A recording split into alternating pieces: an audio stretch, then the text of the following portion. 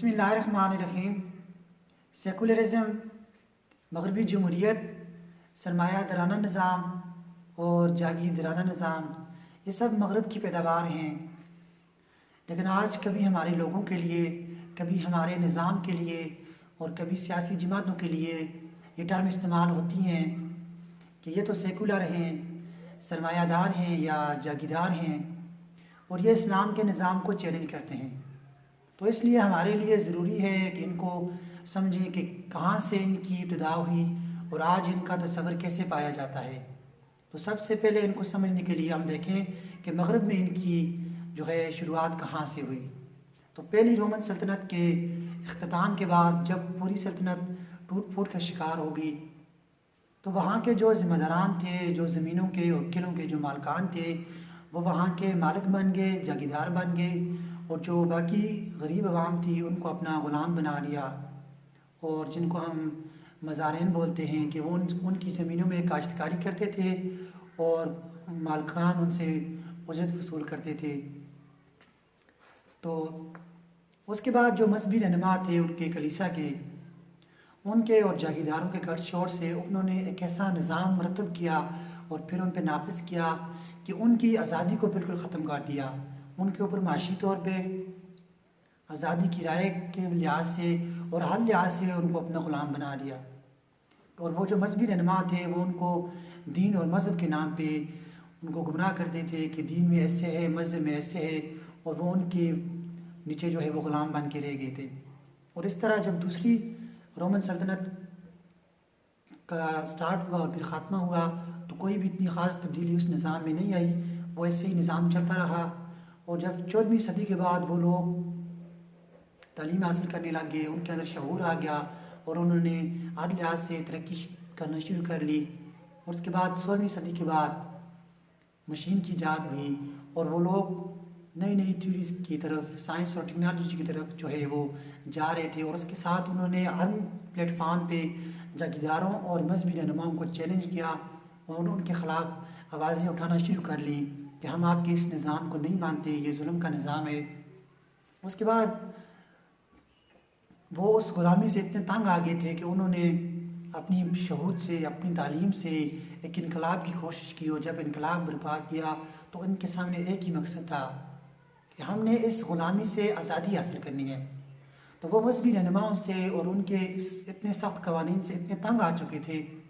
کہ انہوں نے کہا کہ آج کے بعد کوئی دین، کوئی مذہب وہ ہمارے فیصلے نہیں کرے گا، ہمارے قوانین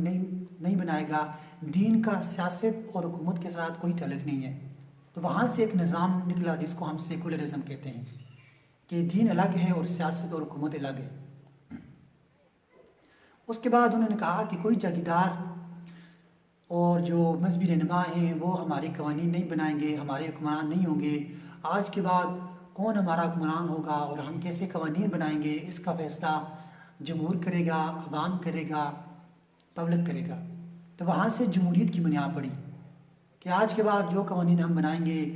جس کے اوپر عوام کی رائے ہوگی، عوام کی مرضی ہوگی، ہم وہ قوانین بنائیں گے۔ تو یہاں سے جمہوریت کا سٹارٹ ہوا جس کو ہم مغربی جمہوریت کہتے ہیں، ویسٹرن ڈیموکریسی۔ تو وہاں سے جاگیردارانہ نظام ختم ہو گیا تھا جس کو ہم لینڈزم کہتے ہیں۔ اور اس کے بعد معاشی طور پہ جب وہ غلامی سے انہوں نے آزادی کی طرف گئے تو انہوں نے ایک آزاد معاشی نظام پیش کیا جس کو ہم سرمایہ دارانہ نظام کہتے ہیں، کیپٹلزم، جس میں ہر قسم کی آزادی تھی کہ کوئی بھی کاروبار کرو، کوئی بھی انویسٹمنٹ کرو، اس میں سود عام تھا، جوا تھا، ہر قسم کا وہ کنسیپٹ عام تھا۔ آزاد معاشی پالیسی تھی کہ جہاں سے بھی آپ نے اپنے کاروبار کرنا ہے، اپنی معیشت کو وہ وسعت دینی ہے۔ تو وہاں سے جاگیردارانہ نظام ختم ہو گیا۔ جب ہم اس کو یہاں آج پاکستان میں دیکھیں تو ہندوستان کی آزادی کے بعد وہاں کے جو نواب تھے، جو شاہی ریاستوں کے مالکان تھے، وہ اسی طرح سے اپنی زمینوں کے مالکان بن گئے کہ ان کے پاس پوری تحصیلیں ہیں اور ایکڑز کے ساتھ حساب سے ان کے پاس زمینیں ہیں۔ اور وہیں پہ آپ دیکھیں تو غریب لوگ، کسان وہ جھونپڑی میں رہتے ہیں، اور عام لوگ وہ کرائے کے مکان میں رہتے ہیں، لیکن ان کے پاس اتنے پیسے نہیں ہیں کہ وہ کرایہ دے سکیں۔ تو وہیں پہ وہ جو جاگیردار ہیں انہوں نے کسانوں کو اپنے آگے غلام بنایا ہوا ہے، اور ان کے اوپر جو ہے جب کسان وہاں پہ کاشتکاری کرتے ہیں تو ان سے سب وہ گندم وغیرہ اور باقی سب وہ جو پیداوار ہوتی ہے وہ لے لی جاتی ہے، اور صرف ان کو تھوڑی بہت دے دی جاتی ہے، اور جب وہ ختم ہوتی ہے پھر وہ اپنے مالکان کے پاس جاتے ہیں تو وہ قرض کے طور پہ ان کو وہی گندم دیتے ہیں کہ جو ان خود اگائی ہو۔ اور جب حکومت زراعت کو وسعت دینے کے لیے معیاری بیج اور کھاد جو ہے کسانوں میں تقسیم کرتی ہے تو وہ ان جاگیرداروں کے پاس جاتی ہے، کیونکہ وہ ان زمینوں کے مالک ہوتے ہیں۔ تو اس طرح سے جاگیردارانہ نظام نے کسانوں کو جو ہے وہ غریب سے غریب تر کر دیا ہے اور قرضدار کر دیا ہے، جس کی وجہ سے ہمارا زراعت کا نظام جو ہے وہ خراب ہو چکا ہے۔ تو یہ ہے پاکستان میں جاگیردارانہ نظام۔ اور اس کے بعد جو جاگیردار تھے یا جو اس طرح کے جو بڑے لوگ تھے تو انہوں نے انویسٹمنٹ کو وسعت دی، بڑے بڑے کاروباروں میں اپنے پیسے انویسٹ کیے سرمایہ داری کے طور پہ، اور وہ امیر سے امیر تر ہوتے چلے گئے، اور جو غریب عوام تھی وہ غریب سے غریب تر ہوتی رہے گی۔ ان کا سب سے آپ دیکھیں کہ وہ اتنے مضبوط تھے اور اتنے جو ہے ان کے پاس پیسہ تھا کہ وہ انہوں نے کبھی ٹیکس نہیں دیا، اور وہ ہر قسم کے ناجائز کاروبار سے، ہر قسم کی ناجائز منافع خوری سے وہ پیسہ کماتے تھے اور ٹیکس بھی نہیں دیتے تھے۔ اور پھر اس کے بعد جو دوسرا نظام ہے وہ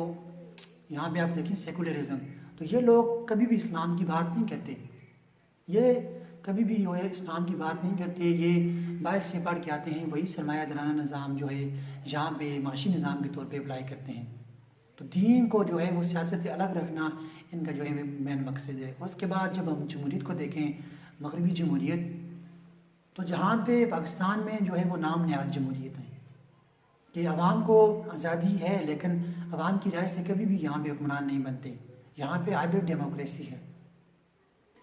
تو یہی لوگ جو سرمایہ دار ہیں، جو جگیردار ہیں یا جو سیکولر لوگ ہیں، وہی جو ہے وہ حکومت میں آتے ہیں اور پھر اس طرح کے قوانین بناتے ہیں، اور جب وہ غریب عوام پہ ٹیکس لگاتے ہیں، خود تو یہ ٹیکس چور ہوتے ہیں کہ ان پہ ہاتھ ڈالنا حکومت کا کام نہیں ہے، نہ کوئی ادارہ ان پہ ہاتھ ڈال سکتا ہے۔ تو غریب عوام جب ٹیکس دیتی ہے اور اس ٹیکس کے پیسے سے جب یہ دوبارہ کہیں پہ انویسٹ کرتے ہیں، کہیں پہ موٹر ویز پہ، کہیں پہ ڈیم پہ، تو وہاں پہ یہ کرپشن کر کے وہاں سے بھی جو ہے وہ لوٹ مار کر کے غریب عوام کا جو ہے وہ خون پسینہ جو ہے وہ لوٹتے ہیں۔ تو اس وجہ سے ہمارا ملک جو ہے دن بدن پیچھے جا رہا ہے، ہماری زراعت ختم ہو رہی ہے، ہمارا کاروبار ختم ہو رہا ہے، غریب جو ہے وہ غریب سے غریب تر ہوتا جا رہا ہے۔ اس لیے اسلام یہ سب جو نظام ہے یہ اسلام کے نظام کو چیلنج کرتے ہیں، اور ہم اس لیے ان نظام کے خلاف بھی ہیں، اور ان نظاموں کے جو حامی ہیں ہم ان کے خلاف بھی ہیں۔ اور اسلامی نظام کے راستے میں سب سے بڑی رکاوٹ یہ ہے کہ یہ جاگیردار، سرمایہ دار اور جو کرپٹ قسم کے لوگ ہیں، یہ اپنے کاروبار کو، اپنے جاگیردارانہ نظام کو وسعت دینے کے لیے یہ اسلام کے نظام کے خلاف ہیں۔ تو اسلام کا نظام تو انصاف کا نظام ہے کہ جو امیروں سے زکوٰۃ لے کے غریبوں کو دیتا ہے، جو سب کے ساتھ انصاف کرتا ہے، تو اس لیے یہ اسلام کے نظام کے خلاف ہے کہ جب اسلامی نظام آئے گا تو ان کا کاروبار نہیں چلے گا،